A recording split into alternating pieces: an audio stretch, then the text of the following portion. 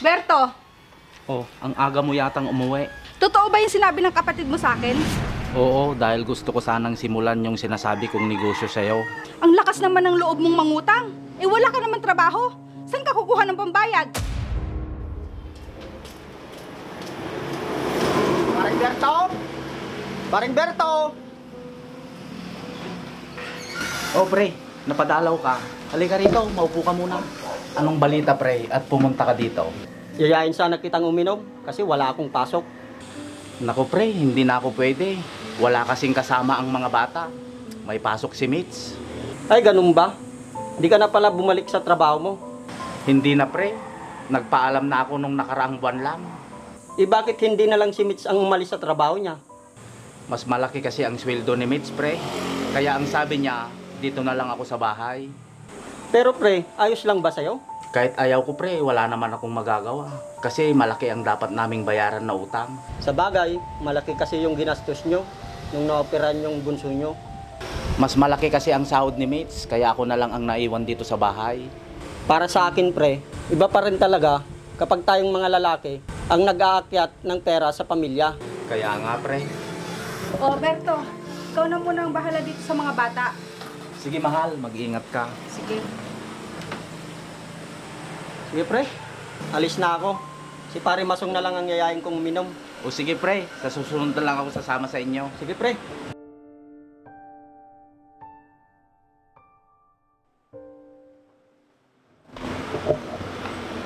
Berto?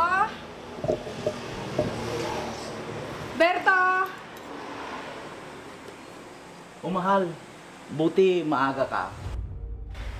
Oo, tinapos ko na kasi kagad yung mga gawain ko sa opisina. Kaya maaga akong umuwi. Teka, may pagkain na ba? Nagluluto na ako, mahal. Patapos na rin. Ano ba yan? Nagugutom na ako. Pagod ako galing trabaho tapos wala pang pagkain. Mayroon naman, mahal.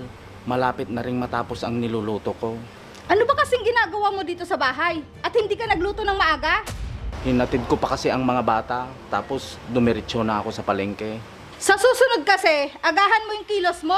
Para pagdating ko dito sa bahay, may pagkain na. Sige, mahal. Pasensya ka na talaga.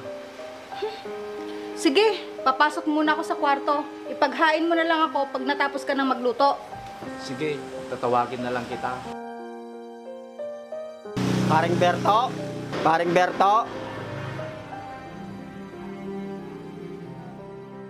Oh, paring Jerry, kanina ka pa ba dyan? Oo pre. Halika, tuloy ka, pre. Maupo ka.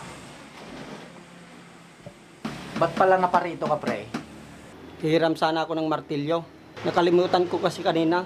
Nga pala pre, pasensya na. Di ko sinasadya na marinig yung pagtatalo nyo ng misis mo. Ayos lang, pre. Sanay na rin naman ako. Hindi naman sa pinapakailaman ko kayo pre. Ayos lang ba sa'yo na gano'n ang trato sa'yo ng misis mo? Wala naman akong magagawa, pre. Kasi siya ang bumubuhay sa amin ng mga bata. Oo nga. Pero nung ikaw naghahanap buhay, di ka naman ganun sa kanya, di ba? At isa pa, si Mitch ang may gustong tumigil ka sa pagtatrabaho. Ayos lang sa akin yun, pre. Iniintindi ko na lang siya. Baka kasi pagod lang siya sa trabaho. Ang hirap pala ng sitwasyon mo, pre. Kaya nga eh.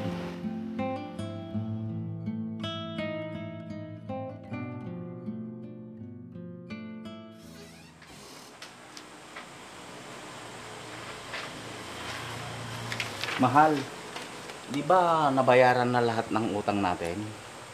Oo, bakit? Di ba napag-usapan na natin noon, kapag nabayaran natin lahat ng utang natin, aalis ka na sa trabaho, tapos magpapalit na tayo. Oo, yun ang napag-usapan natin dati. Pero mas gumanda naman ang buhay natin ngayon, di ba? Nung ako ang nagtatrabaho. Bakit? Nahihirapan ka ba dito sa gawaing bahay? Kaya gusto mong bumalik sa pagtatrabaho? Hindi naman sa ganun, mahal. Kaya lang, ako pa rin kasi ang lalaki. Kaya dapat ako ang bumubuhay sa inyo ng mga bata. Hay nako, Berto. Iba na ang panahon ngayon. Wala nang kaso kung babae ang bumubuhay sa pamilya niya. Yun na kasi napag-usapan natin dati. Basta, dito ka lang sa bahay at ako na magtatrabaho.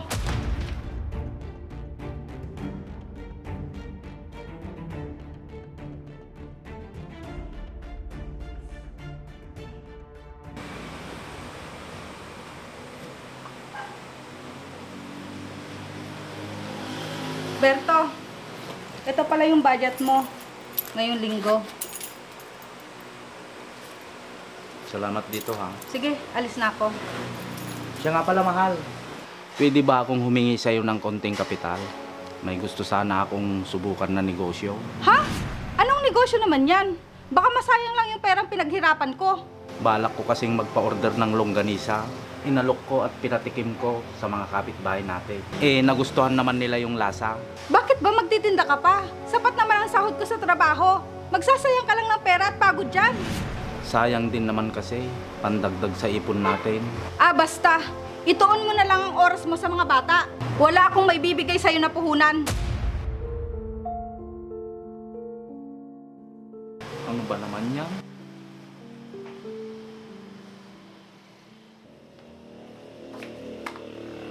Berto? Berto! Nasaan kaya yun? Berto, Oh, ang aga mo yatang umuwi. totoo ba yung sinabi ng kapatid mo sa akin? Na nangutang ka ng pera? Oo, dahil gusto ko sanang simulan yung sinasabi kong negosyo sa'yo. Ang lakas naman ng loob mong mangutang. Wala ka naman trabaho. Saan ka kukuha ng pambayad? Sa akin? Huwag kang mag-alala, hindi naman kita pagbabayarin sa mga inutang ko. Saan ka nga kukuha ng pambayad? Sa negosyo mo? Hindi mo nga alam kung kikita ka talaga dyan. Nagsasayang ka lang ng panahon at pagod dyan sa gagawin mo. Pwede ba, suportahan mo na lang ako? Dapat nga, ikaw yung unang maniwala dahil asawa kita.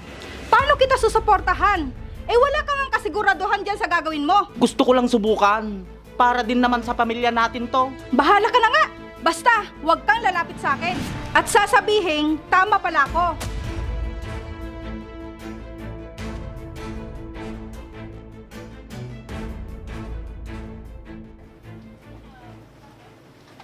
Jay? Jay? Uy, Bert! Ito na pala yung order mo. Uy, kanina ko pa yan hinihintay eh. Salamat ha.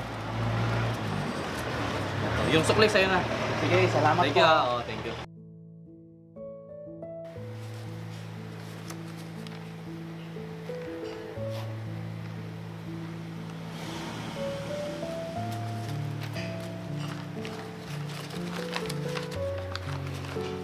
Mabuti na lang. Maganda yung takbo ng negosyo ko. Berto?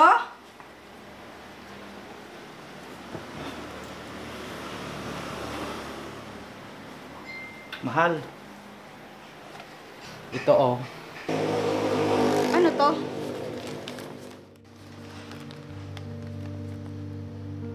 Ang laki nito ah. Ano to? Inutang mo na naman? Hindi mahal. Yan ang kinita ko sa pagtitinda ko ng longganisa. Gustong gusto nila yung lasa. Oh, bakit mo binibigay ito sa akin? Di ba sa'yo to? Hindi mahal. Idagdag mo na lang sa ipon natin. Siya nga pala, nabayaran ko na rin yung utang ko kay paring Jerry. Sigurado ka?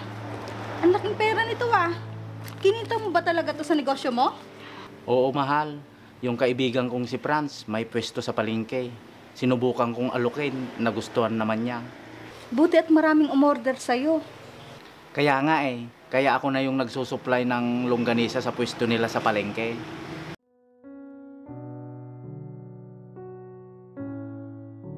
Oh, ba't bigla kang tumahimik? Hindi ka ba masaya sa akin? Masaya naman ako. Kaya lang, nahihiya ako sa'yo. Bakit naman, mahal? Dahil nung nagsisimula ka pa lang, imbis na suportahan kita, ako pa yung unang hindi naniniwala sa'yo. Huwag mo nang isipin yon. Ikaw nga yung naging inspirasyon ko para pagbutihin ko palalo yung negosyo ko.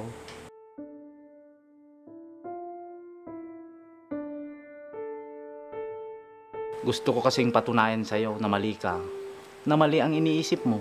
Pasensya na kung hindi ako naniwala sa'yo. Kung pinagdudahan ko ang kakayahan mo. Kalimutan na natin yon. Ang importante, yung ngayon. Pasensya ka na talaga, mahal.